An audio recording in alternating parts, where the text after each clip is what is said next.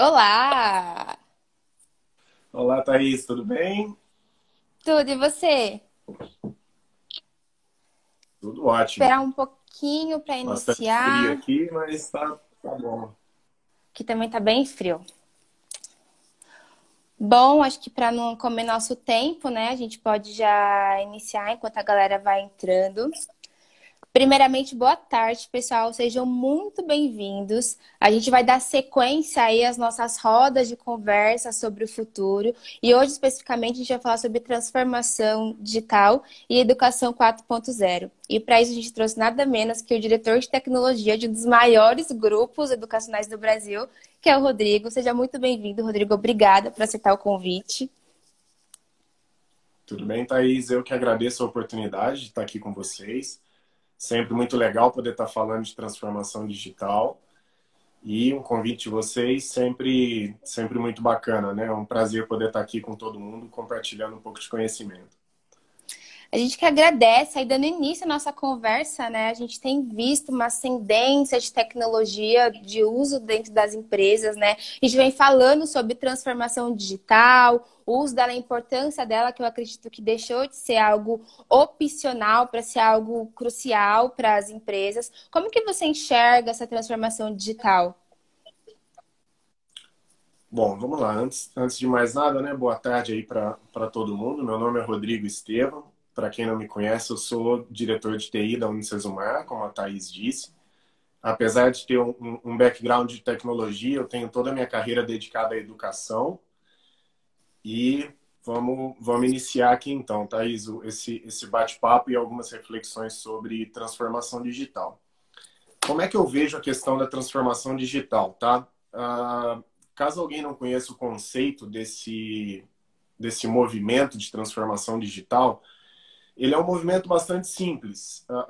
De uma maneira bem pragmática, a transformação digital ela é a reestruturação dos processos nas organizações, tendo tecnologia como o centro, né? Mais uma reflexão bacana que pouca gente faz é que a transformação digital ela consiste basicamente na transformação das pessoas e não do investimento puro em tecnologia, né? Hoje a gente vive um cenário de transformação digital num mundo que é extremamente digital, né? Parece redundante isso, mas alguns insights para explicar um pouquinho o impacto do que é essa transformação digital, né? Hoje, se nós pararmos para analisar, 90% das informações disponíveis no mundo foram criadas nos últimos 2 anos. Se você pegar desde o início da humanidade até hoje, a evolução do ponto de vista de geração de informação que está acontecendo nos últimos 2 anos, em especial, é uma coisa absurda, né? Então, é muita informação disponível. Hoje nós temos em torno de 14 bilhões de pessoas com uso constante de celular. No Brasil, para você ter uma ideia, o brasileiro ele tem em média 1,6 smartphones por pessoa, Nossa por Senhora. habitante no Brasil. Então, meio que esse é o nosso mundo, né? Esse é o nosso consumidor, isso é tudo que está à disposição dele. E fora isso, Thaís, tem a questão de investimento, que também está muito significativo. De 2018 para 2019, a gente teve 3 trilhões de dólares investidos em tecnologia.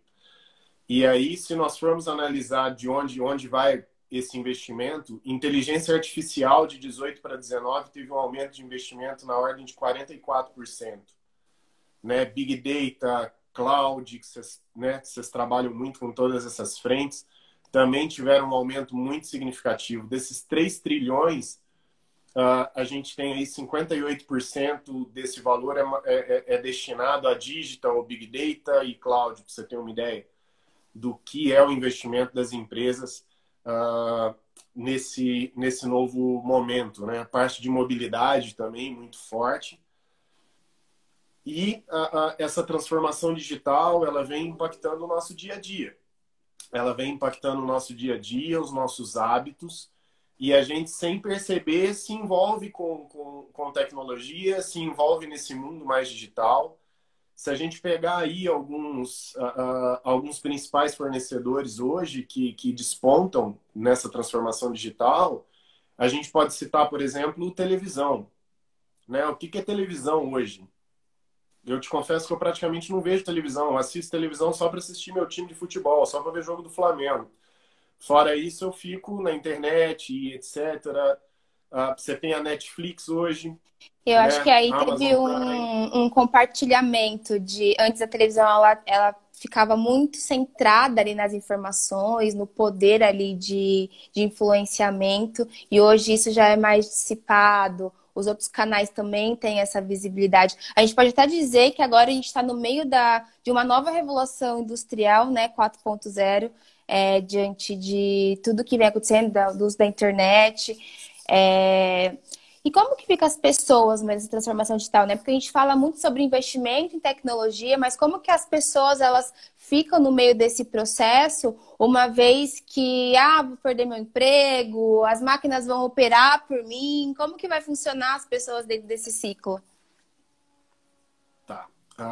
Bom, fazendo uma reflexão de pessoas, um destaque importante é ter um entendimento que a transformação digital ela não impacta a classe social e nem segmento de mercado, né? Ela impacta de maneira geral.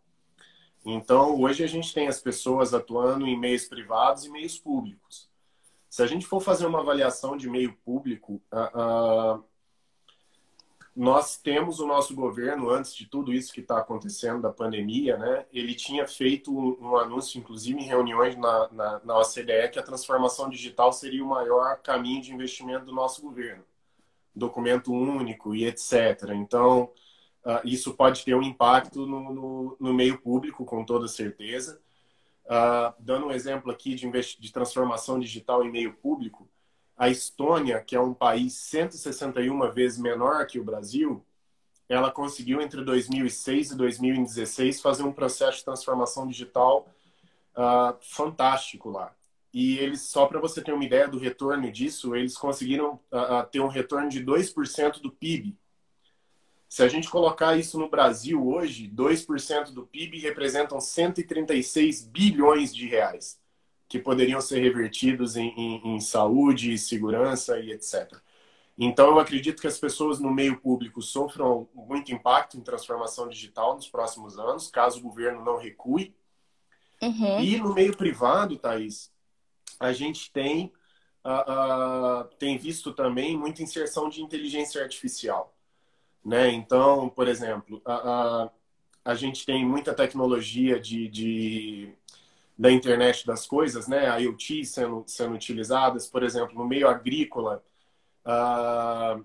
nós temos muitas startups atuando com reconhecimento de todo o ambiente que envolve produção agrícola, né? Que tem um potencial muito grande, que no Brasil está começando a ficar um pouco mais agressivo. Um exemplo disso, a Holanda, que é menor do que um estado brasileiro, ela produz 12, 13 vezes mais do que o Brasil em agricultura. É um absurdo isso. Mas por quê? Porque ela tem muita tecnologia envolvida no processo. Então, isso vai impactar muito aqui no Brasil. Se a gente for pensar a questão de logística, como é que está o comportamento do consumidor hoje, você vê grandes players que não estavam tão sólidos no Brasil. A Amazon hoje já é uma realidade muito forte. Quem é cliente Prime hoje já recebe produtos, você compra num dia, no outro está na No sua outro tá em casa. casa, é muito rápido mesmo. Exatamente. Isso vai influenciar muito a parte comercial do brasileiro.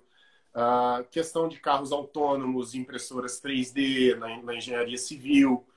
A parte de saúde também tem um impacto grande em prescrição médica e etc. Então também vai impactar. Até E a aí, telemedicina, né? Nessa relação da saúde vai vir forte. exatamente. Exatamente. E aí a gente começa a ver, Thaís, que o impacto não tem classe social e nem área, que realmente é uma coisa que está muito forte, né? Hoje existe um temor por conta das pessoas, e esse temor, ele tem toda uma explicação histórica também, porque a gente vive, como você, né, disse aí alguns minutos atrás, A gente está vivendo que muitos historiadores consideram a quarta revolução industrial, né? A gente teve outras movimentações aí, as ferrovias na primeira, toda a parte de automação de processo na segunda, né? Com o Fordismo. A terceira revolução industrial, que vieram os desktops e a gente começou a usar computador, automatizar as coisas. E hoje a gente vive uma quarta revolução industrial, né? Que eles consideram como uma revolução cyberfísica, porque ela transcende a capacidade física, inclusive, né? Hoje nós estamos falando de simular cérebro, simular reações no corpo humano. Hoje a coisa transcendeu alguns obstáculos, né? No próprio Covid, tudo que a inteligência artificial fez pela China, por exemplo, para a estabilização das doenças e etc. Então isso traz muita insegurança. E aí a gente tem alguns dados, por exemplo, o World Economic Forum colocou que 75 milhões de empregos vão ser substituídos até 2022. Quando a gente faz uma análise nesse sentido, a gente fica um pouco pessimista pelas pessoas, né? Porque elas começam a ter o sentimento de substituição. Esse sentimento de substituição também teve na época industrial, também teve quando os computadores começaram. E eu sou um cara muito otimista, Thaís, com relação a toda essa movimentação, porque eu acho que é uma excelente oportunidade. Porque ao mesmo tempo que eles dizem que 75 milhões de empregos vão desaparecer, eles dizem que 133 milhões de novos vão surgir. Então, esse ceticismo e otimismo, eles equilibram bem nesse cenário de muita insegurança, porque ele é inseguro pelo fato de ser incerto. Ninguém sabe dizer com convicção como serão os próximos anos, né? Eu acho que essa é a magia da evolução, né? Exato. E aqui no Brasil, a gente tem aí uma estimativa até 2030 de ter um impacto em 75 milhões de pessoas. E aí, tentando trazer uma análise um pouquinho mais otimista, Thaís, dessa questão do impacto, né, das pessoas, a gente tem alguns autores aí que trabalham com bastante propriedade a questão da inteligência artificial. Tem um livro muito bacana que chama Humans and Machines, que é reinventando o trabalho na era da inteligência artificial. Esses autores, eles estudaram mais de 1.100 empresas nos Estados Unidos nos últimos 5 anos que estavam implementando inteligência artificial. E aí, entenda inteligência artificial. Também não é uma coisa para empresa top, não. É inteligência artificial para tomar o lugar de chapeiro, fazendo hambúrguer, tudo igual. É inteligência artificial dentro de granja, na agricultura. É inteligência artificial para tudo. E eles têm uma teoria muito legal chamada de meio campo ausente, né? O que é isso? Falando de pessoas, só para concluir o raciocínio aqui. Esse meio campo ausente, ele diz o seguinte, que todo trabalho repetitivo, ele vai ser substituído por tecnologia. Então, se tem alguma coisa que dá para falar para quem é mais pessimista, se você se enquadra em trabalhos que são trabalhos repetitivos, processuais, você tem uma alta possibilidade de, no intervalo de 10 anos, ter o seu emprego substituído, sim, por máquinas. Agora, em contrapartida, a máquina não substitui o humano em hipótese alguma em questões que as pessoas consideram como as competências do século XXI, né? Que a gente pode destacar aí algumas competências nesse sentido, como liderança, capacidade de solucionar problema, pensamento crítico, agilidade e adaptabilidade. E aí, quando a gente fala em adaptação, a gente vai ver que nessa 1 hora a gente vai falar muito de adaptação, é o ponto-chave de tudo que a gente está vivendo. Criatividade, comunicação oral, análise de informações, visão de negócio. A gente tem muita coisa bacana que é feita que máquina não vai substituir. E esse meio campo ausente que esse pessoal gosta de se referir, Thaís, ele está justamente entre esse esforço repetitivo e a nossa capacidade humana. Ele diz que os trabalhadores, nesse novo momento, dessa nova revolução, quem conseguir se enquadrar bem nesse meio campo, vai estar bem posicionado nos próximos anos. E o que é esse meio campo? Não entenda a evolução tecnológica como seu inimigo, como um fator de substituição. Entenda como algo que possa potencializar a sua vida. Se você conseguir conectar dentro do seu dia a dia a capacidade que as máquinas e inteligência artificial traz no seu contexto, certamente você vai ser uma pessoa preparada para o próximo século, preparada para essa transformação digital. Você estava falando sobre as competências, né? E eu vi um estudo recentemente sobre as profissões que poderiam ser substituídas. São mais de 700 profissões, é bem legal. A competência que eles estavam analisando se poderia ser ou não substituída era justamente a criatividade, né? E uma das primeiras ali que apareceu sobre substituição foi o próprio telemarketing.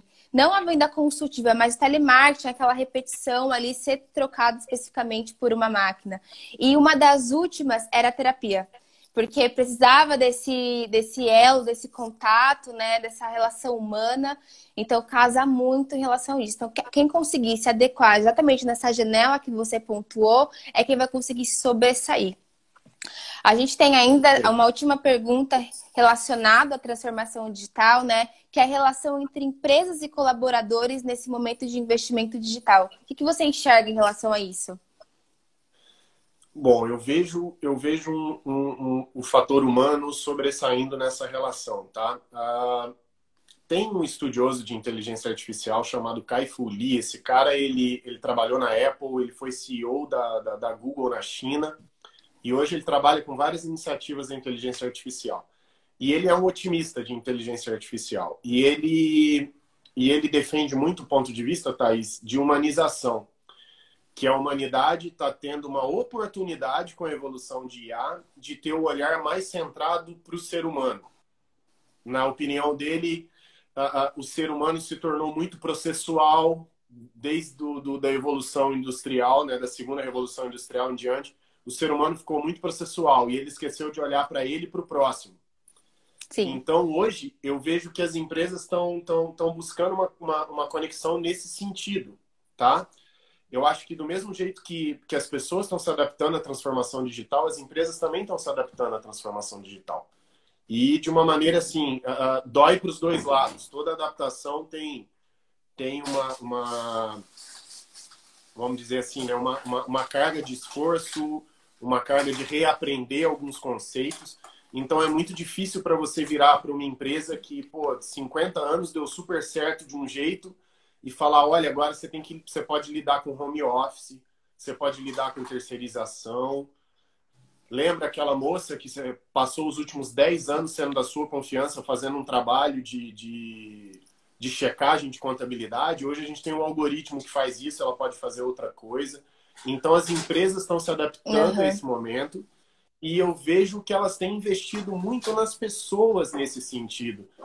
Porque, como eu disse no início, transformação digital é sobre pessoas.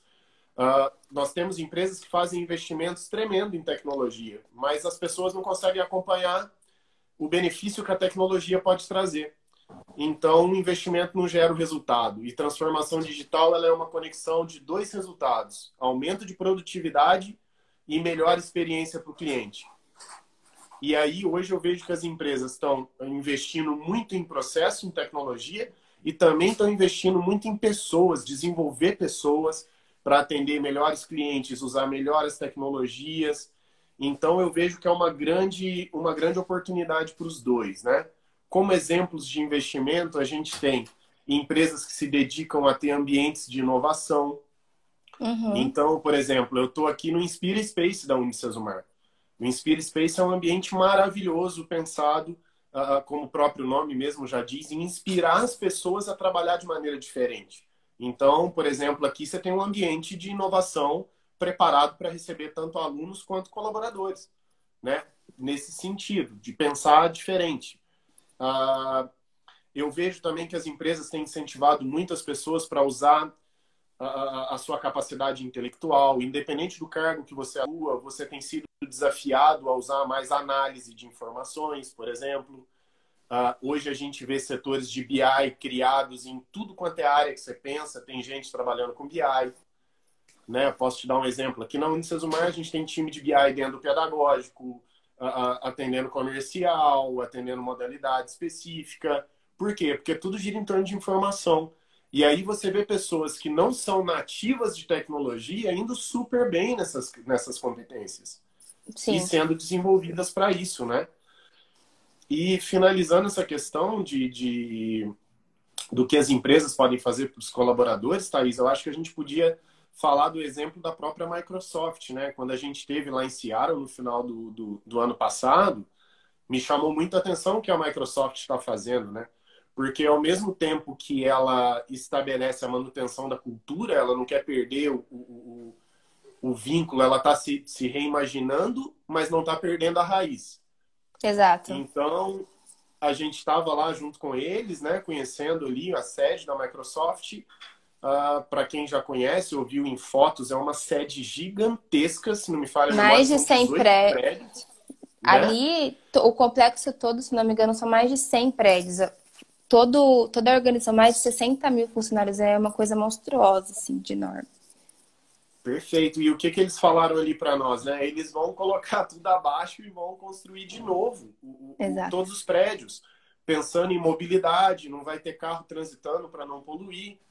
Todo colaborador vai ter uma mesa com janela para o ambiente externo, para ele buscar equilíbrio emocional, inspiração, ah, ah, controle de acesso muito bem detalhado, que possam entender o comportamento das pessoas que estão lá dentro, para tentar gerar melhoria contínua da vida das pessoas. Então, nós temos aí exemplos maravilhosos de como as empresas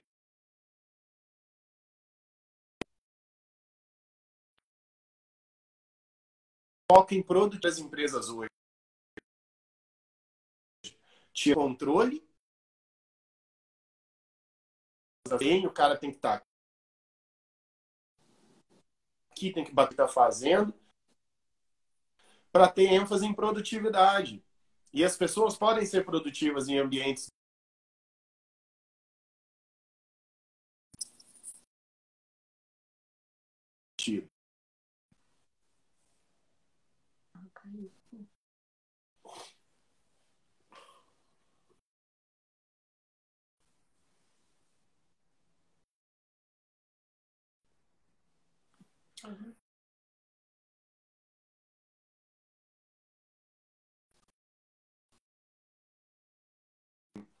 de pensamento, né, de como essa relação das empresas elas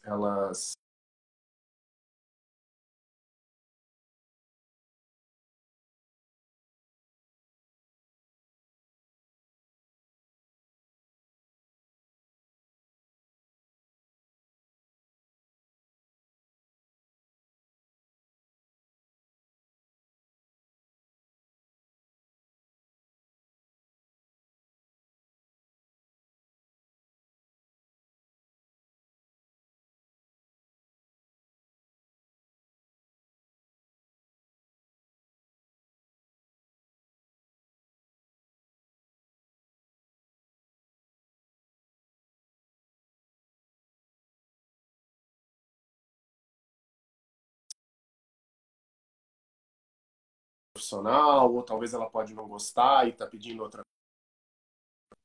Tudo bom, Thaís? Oi, estou te ouvindo. Pode. Você está me ouvindo?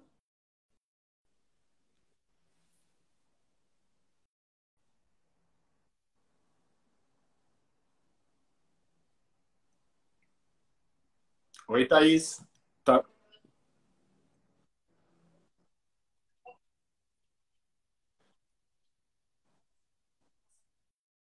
Perfeito, perfeito. Pode. Como que você enxerga esse cenário atual? Bom, vamos lá, né? Isso tudo que a gente falou de transformação foi antes do Covid, né? E pensando no Exato. Covid, a gente vê muita coisa diferente hoje, né, Thaís? Eu acho que o Covid ele tem todo o lado ruim, evidentemente, que é a questão da doença, né? O impacto que está tendo, a quantidade de mortos e etc. Isso tudo é muito triste, né? Todo mundo está muito preocupado. Inclusive, eu estou aqui falando sem máscara porque eu estou num ambiente fechado, né? A gente tem que ter todos os cuidados. Mas do ponto de vista da transformação digital, Thaís, eu vejo que toda essa crise está sendo muito positiva, né? Eu consigo pensar em fazer desse limão uma limonada muito boa, porque está forçando as pessoas a evoluir em coisas que elas sempre souberam que precisavam evoluir e ficavam retardando essa evolução, né? E Sim. aí a gente pensa na questão do comércio. Hoje você vê o cara da padaria tá entregando pão em casa.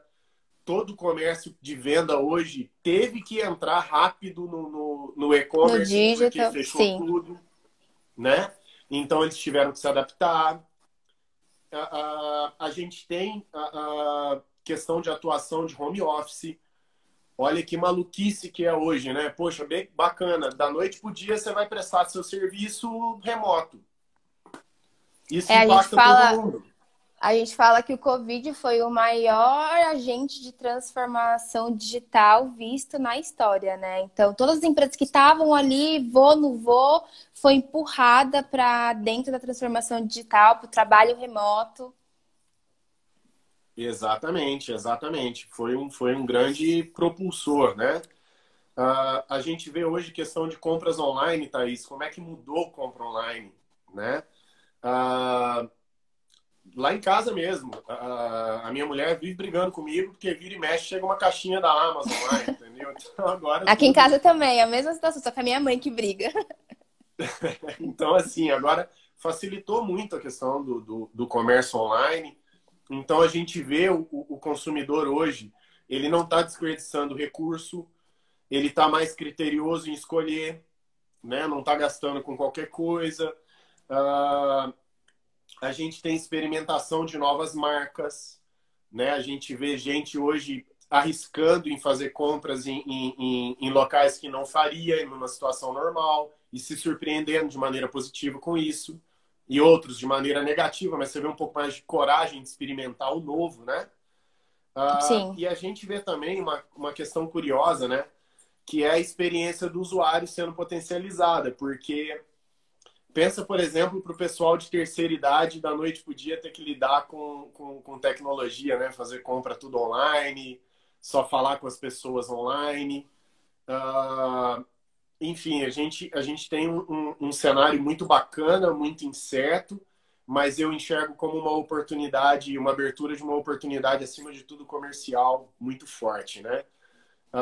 Trazendo só alguns insights comerciais, Thaís, do que está sendo o impacto do Covid, as compras pela internet aumentaram mais de 40% nesse período, né? Aumentou muito, assim. Num comparativo de 2018 para 2019. Imagina Uhum. para 2019 para 2020, para quanto vai esse percentual, né? É porque nós não temos essa informação ainda. E lojas virtuais estão registrando alta de 180%. A Amazon contratou 175 mil pessoas novas, tendo reposição. São novos colaboradores. 175 mil no mundo.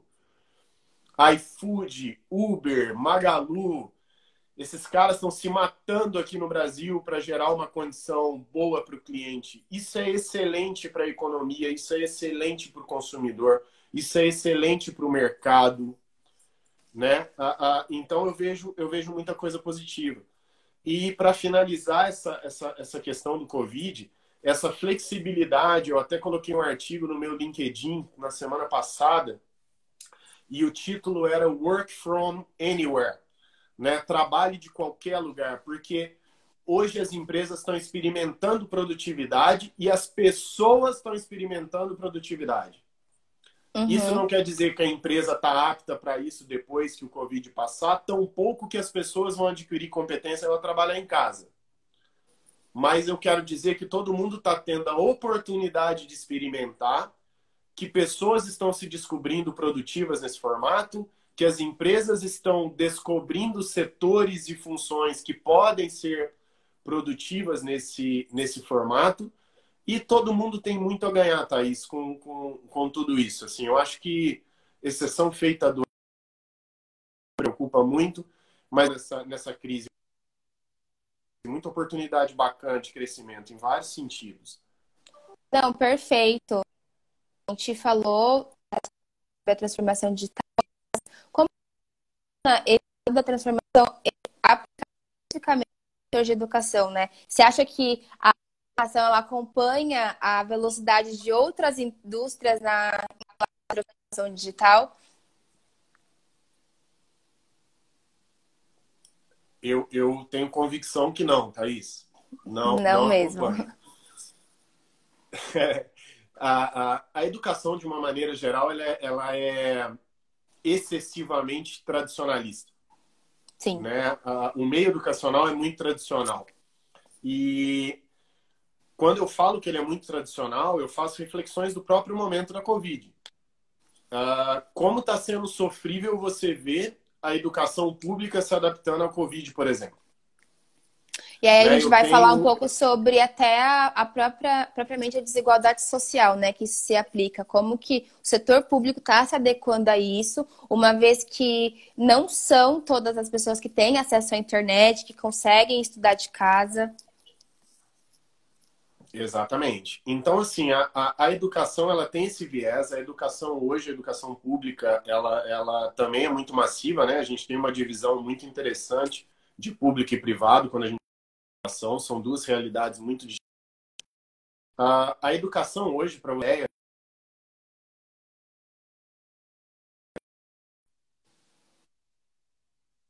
a educação não figura entre os 12. Ela não está entre os 12, dos top 12, né? Telecom, empresas de tecnologia e de entretenimento encabeçam essa lista. Então, por exemplo, tudo que Aham. telecom evoluiu com inteligência artificial para atendimento de cliente é uma coisa que a educação busca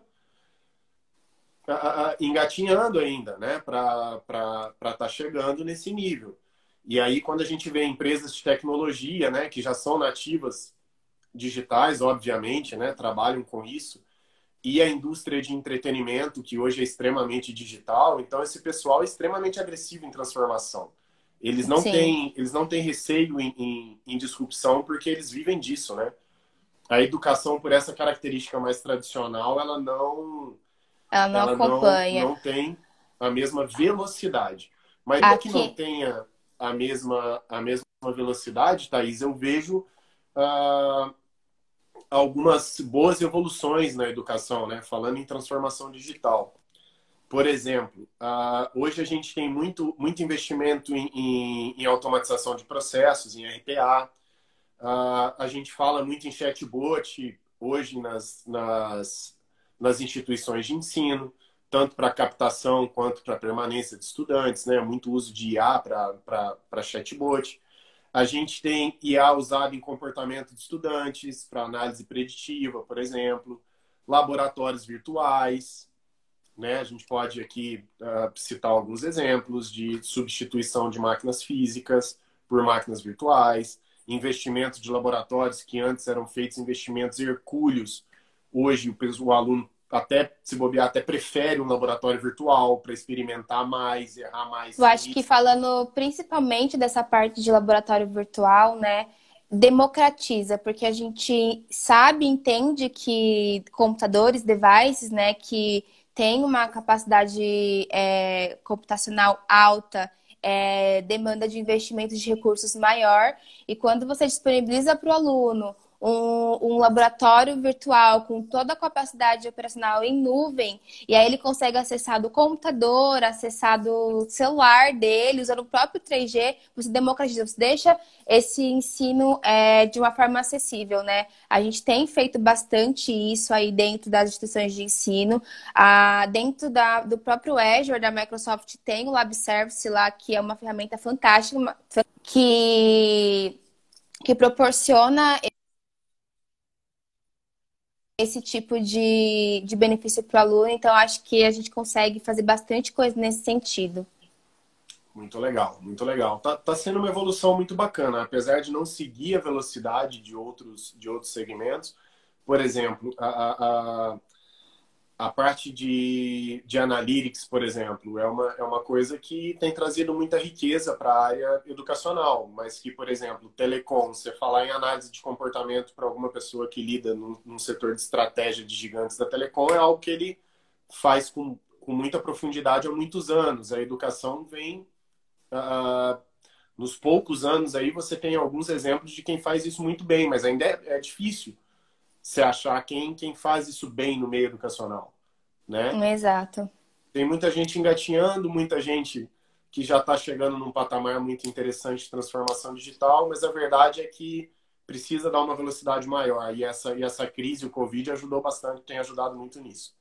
E por falar nisso, né, como que você enxerga essa adaptação do mercado educacional em isolamento social? A gente sabe, saiu até na revista Educação, que são mais de 1 bilhão de alunos pelo mundo, tanto de ensino básico quanto de ensino superior, que foram impactados de alguma forma pelo Covid, seja por fechamento de escolas ou fechamento de cursinhos, de universidades. Como que você enxerga o mercado educacional com esse isolamento? Bom, eu vejo que o mercado educacional acelerou muito a transformação digital por conta do momento.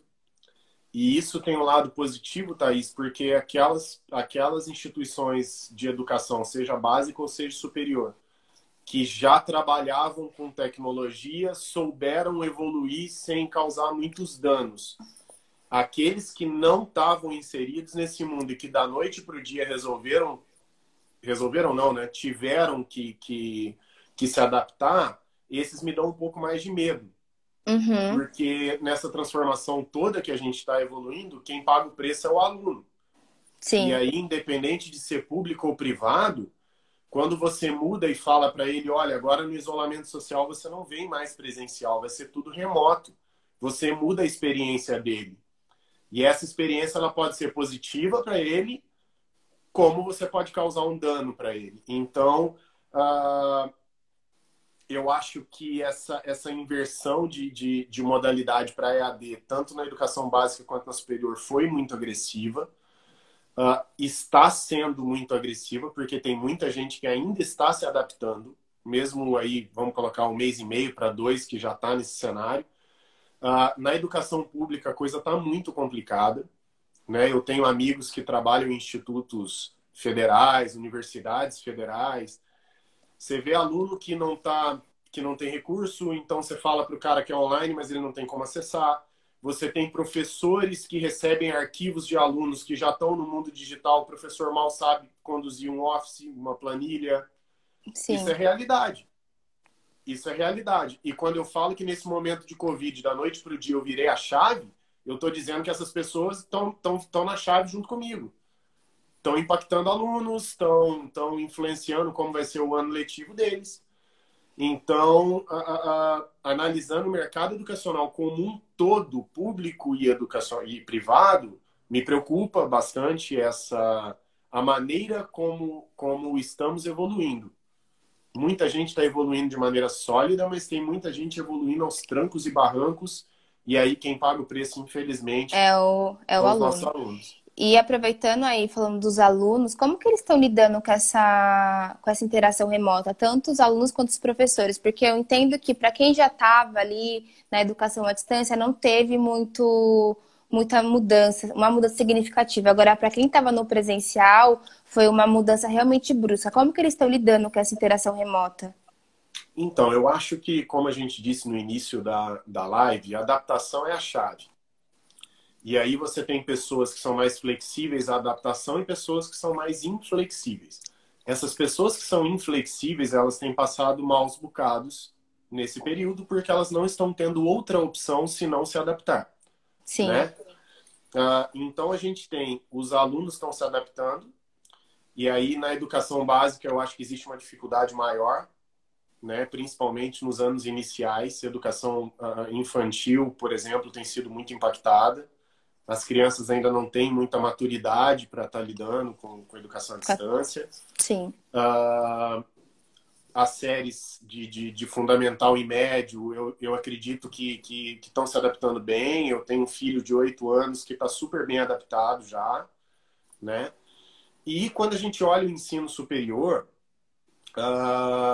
eu tenho percebido que a maneira como as pessoas evoluíram nesse momento de transição tem sido mandatório para a experiência. Quem conseguiu evoluir bem a transformação digital está dando uma boa experiência, está facilitando para o aluno. Quem não, está dificultando. E isso vale para o professor também. Nessa Uhum. mesma linha, vale também para o professor. E hoje eu vou te confessar uma coisa. Para mim, a maior adaptação são os professores. Eu imagino, porque eu fico pensando que a maioria dos professores hoje, eles cresceram numa era analógica, né? Então, agora, sendo empurrado, assim, o digital deve ser mais complicado, essa adaptação. Exato. Eu tenho acompanhado alguns institutos de pesquisa que estão estudando, principalmente o ensino superior, né, que é onde a gente está imerso, o ensino superior nesse tempo de Covid. E está sendo muito interessante os resultados, né? Teve uma pesquisa recente da Educa Insights, por exemplo, que ela entrevistou os alunos do presencial, perguntando como é que eles estão vivendo nesse novo momento. E eles tiveram um resultado muito bacana no sentido de não está sendo um problema para o cara do presencial lidar com EAD agora. Ele não está enxergando isso como algo agressor. Ele Uhum. briga para ter uma experiência positiva, óbvio. Mas o fato dele ter que estudar à distância não está sendo um agressor para ele. E eles fizeram outras perguntas, né? A questão de migração de modalidade. Olha, ok, você está estudando no presencial.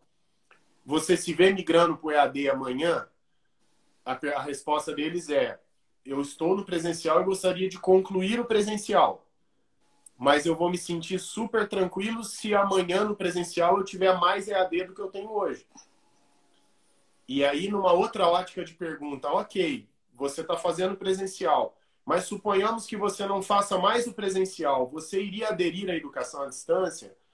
Só para você ter uma ideia, entre uma pesquisa e outra, intervalo aí de 2 meses, esse sim para sim eu faria um EAD em outro momento, subiu de 34% para 70% dos entrevistados.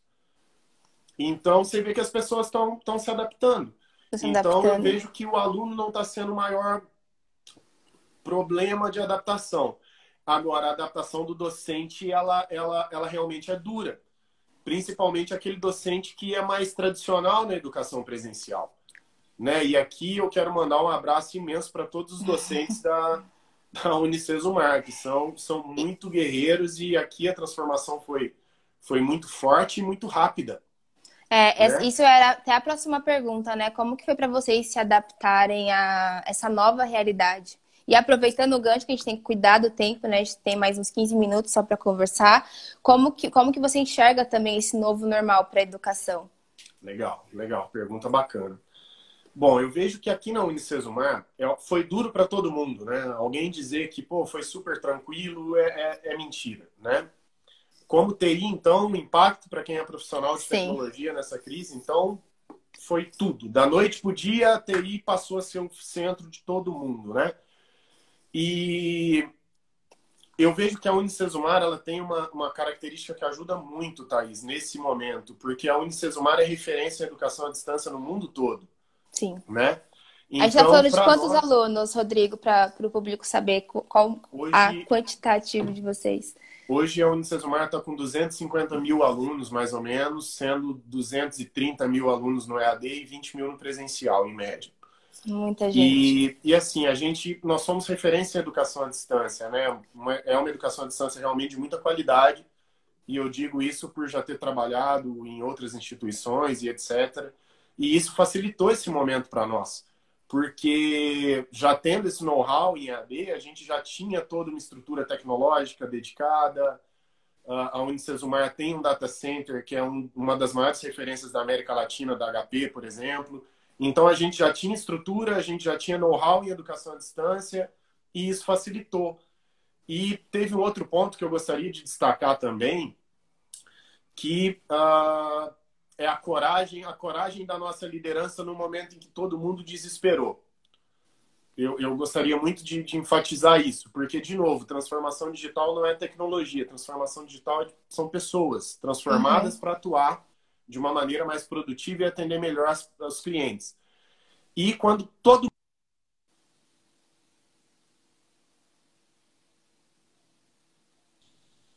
mandando todo mundo para casa, desesperado de home office e tal, a gente teve uma coragem muito grande da liderança da Unicesumar que soube administrar com cautela, independente de pressão pública, independente do que outras pessoas estavam fazendo. E essa coragem, esse discernimento de equilibrar fez com que nós atingíssemos a liberação e a prestação de serviço num outro formato, principalmente no presencial, de uma maneira que impactasse o nosso aluno de forma positiva. Né? Então, só para você ter uma ideia, vestibular online a gente colocou no ar em 1 semana e meia. A nossa educação presencial, a gente transferiu toda uma estratégia pedagógica nova em menos de 1 mês, com um trabalho muito forte da pró-reitoria acadêmica, todo mundo trabalhando, os professores se dedicando muito, por isso que eu, né, aproveito até a oportunidade para agradecer, acima de tudo, o corpo acadêmico da instituição, porque não é uma transformação fácil, mas eu acho que a gente lidou bem com a transformação. E hoje a gente tem um reflexo muito bacana, porque inadimplência é um problema muito sério hoje na educação superior, e graças a Deus a gente não tem sofrido muito inadimplência. Isso é um reflexo que o nosso aluno não teve perda de qualidade, que ele ainda enxerga que mesmo nesse momento a educação não deve ser tirada do orçamento dele. Nós tivemos muita flexibilização financeira, entendendo o momento vivido, o entendimento, né, políticas voltadas para a retenção. Então a gente já tinha um trabalho de permanência forte, mas a gente virou totalmente para a permanência, porque a gente entende que tem que valorizar os alunos agora, nesse momento, acima de qualquer outra coisa. E aí tem 2 aspectos que eu queria colocar aqui também, que, de novo, são aspectos humanos, Thaís, mas eu acho que ajuda a passar por essa crise. Primeiro aspecto, a maneira como ela conduziu a liberação dos colaboradores e apoiou os colaboradores para estar trabalhando de maneira remota. Sabe? Foi algo assim, muito delicado, muito próximo, muito humanizado. A Unicesumar tem liberado cursos livres para a comunidade, entendendo que nesse momento as pessoas que estão desempregadas, elas podem estudar de graça para tentar se recolocar no próximo momento. Nós temos apoiado a comunidade local, acima de tudo na área de saúde, confecção de máscara dos nossos alunos, fazendo máscara em ambientes 3D, enviando máscara para a polícia, para hospitais, os nossos alunos atuando junto com secretarias de saúde, inclusive com testes na população de Covid. Então, você vê o engajamento do aluno. Ele não está vindo aqui, mas a universidade está engajando ele no propósito dele, né? Isso gera um valor agregado alto. E para finalizar essa questão mais humanizada, antes de falar do o novo normal para a educação, aqui também teve um apoio que a gente chama aqui de apoio espiritual, né? Que a gente aqui tem valores muito fortes em cima de família, valorização das pessoas. A Unicesumar tirou um time, Thaís, para ligar para os alunos e colaboradores, dedicou um call center para isso, só para ver como as pessoas estavam. Caramba, gente, que fantástico. Sabe, levando um alento, fazendo oração junto com as pessoas, querendo saber como é que estavam as famílias. Não é ligação para captar, para reter, para perguntar se está aprendendo, não. Como é que você tá nesse momento? Humanizar mesmo o atendimento, né? Sabe, você está passando por dificuldade, pode ser ajudado. Eu recebi ligação desse pessoal perguntando da minha família, perguntando se podia fazer uma oração junto comigo por esse momento de dificuldade. Então, esse lado humano ajuda muito na transformação. Porque ela não é uma transformação só tecnológica, ela é uma transformação humana. De adaptação, de ter equilíbrio, né? Acho que a gente pode finalizar esse tema, Rodrigo, para a gente estar... A gente já tinha esse conhecimento que a gente fala bastante, entendeu? Já tinha essa know-how aí. Eu acho que a gente vai ter que fazer uma outra para continuar com o restante do assunto. Mas para a gente falar propriamente de educação 4.0, né? A gente vem falando sobre educação 4.0 de uma maneira geral. A maioria das instituições de ensino cultiva ainda o modelo de educação arcaico, né? que a gente carrega lá do século XVIII ainda as mesmas metodologias. E com o avanço da tecnologia, até a educação 4.0 sendo filha da Revolução Industrial 4.0, como que você acha que é a educação 4.0 na prática, né? Onde o aluno ele passa a ser o protagonista e o professor deixa de ser esse detentor do conhecimento e passa a ser um direcionador, um orientador. Tá. Bom, vamos lá, de uma maneira bem sucinta, né, pelo tempo, eu acho que a educação 4.0, Thaís, ela está muito focada no reaprender. Aprender a reaprender. E isso vale para o aluno e vale para o docente. Porque a gente pode discutir aqui várias coisas de educação 4.0, pelo tempo a gente não vai conseguir esticar, mas aquele aluno que aprende que ele sempre vai ser aprendiz e vai ter que buscar coisa nova o tempo todo, e ele vai ter que ter a capacidade de destruir conhecimento e reconstruir conhecimento, ele é diferenciado na educação 4.0. E é aí que a gente entra nas soft skills, né, que são as competências do futuro, porque competência técnica o cara pode adquirir de outras formas, inclusive fora da universidade. Agora, essas soft skills não. Né? Esse senso crítico, essa flexibilidade, essa aceitação de opiniões diferentes, isso tudo faz com que o aluno seja diferente, com que ele encare um momento como esse, que tudo que você vivia de uma maneira, da noite para o dia, fica de outra maneira. Então, se ele não conseguir reconstruir os aprendizados anteriores que ele tem, ele vai ser um cara desconectado dessa educação 4.0. E o mesmo vale para docente. Aquele docente que não consegue reaprender metodologias pedagógicas, uso de tecnologias, formas de liderar aluno. Ele não é mais o detentor de conhecimento, ele é um mediador. Exato. Tudo é possível bugar, né? O professor pode ser contestado a qualquer momento, então acho que tem que ter uma soft skills muito forte nesse sentido de estar numa posição de aprendizado contínuo, de ser inovador, não propriamente um professor de tecnologia, mas um professor tecnológico que consegue trazer novas formas de aprendizado para a sala de aula. Eu acho que tudo isso faz parte do perfil do novo docente e também do perfil do novo aluno. Perfeito, perfeito.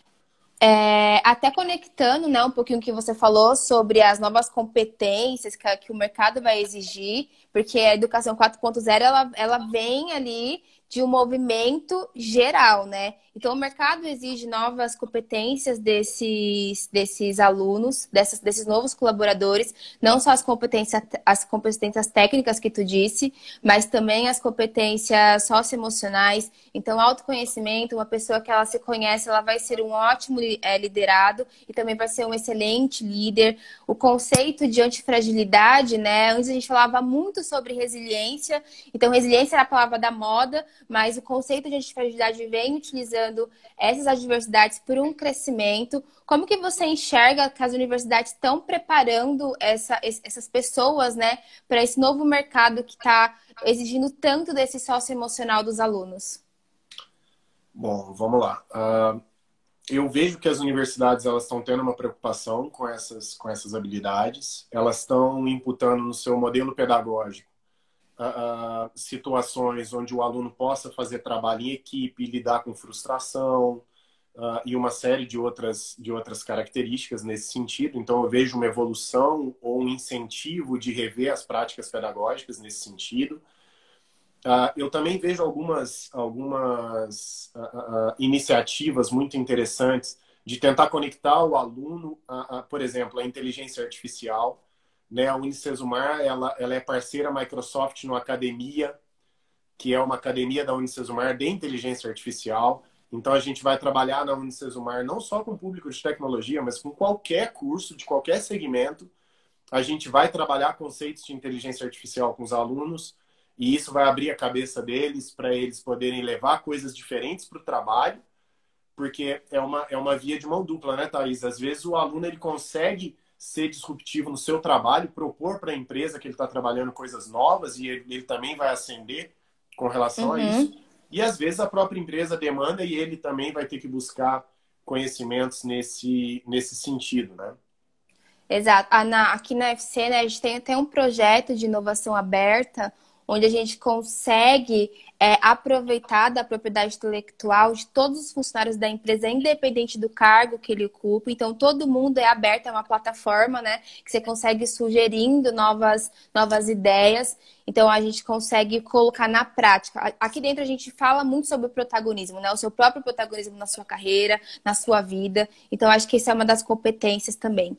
Falando, para finalizar, né? Estamos chegando ao fim, só com mais 4 minutinhos. Ó, o tempo foi, ó, a risca. Como que tá aí, referente ao Unicesumar, né? Quais são as principais transformações digitais que vocês vêm fazendo aí dentro? Tá. Pensando em transformação digital, a gente tem evoluído muito frentes de inteligência artificial para análise do comportamento do nosso estudante, né? A gente tem trabalhado iniciativas de reconhecimento facial, e reconhecimento facial não só para registro, mas também para fazer análise de sentimentos, né? Para entender qual é o foco do aluno dentro de sala de aula. O nosso reitor, ele tem um conceito de ergonomia cognitiva muito interessante, que isso melhora o aprendizado. A gente também tem um desafio dele aí para usar IA para ver se o aluno tem a ergonomia cognitiva correta, né? Se ele me disse que agora ele ia pegar no meu pé, que eu não estou na ergonomia correta. Talvez eu também, né? E a gente também está trabalhando muito com Analytics, Thaís. A gente está levando para o nosso corpo acadêmico. Inclusive, a gente está saindo no relatório anual da Microsoft. Nós também fomos solicitados para colocar esse projeto nas boas práticas de Analytics mundo da Microsoft, né? E a gente está levando para o nosso corpo acadêmico muita capacidade analítica também, né? Para eles lidarem melhor com os indicadores dos nossos estudantes. Então, tem muita coisa bacana. E vendo também ambientes virtuais, Lab Service aí com vocês também, é uma coisa que a gente tem Acho que o tentado próprio... evoluir. A gente vem aí auxiliando não somente a Unicesumar, mas outras instituições de ensino em relação ao reconhecimento facial, a prover laboratórios virtuais, a própria política do reconhecimento facial para minimizar bullying dentro da sala de aula. Então, tem bastante coisa.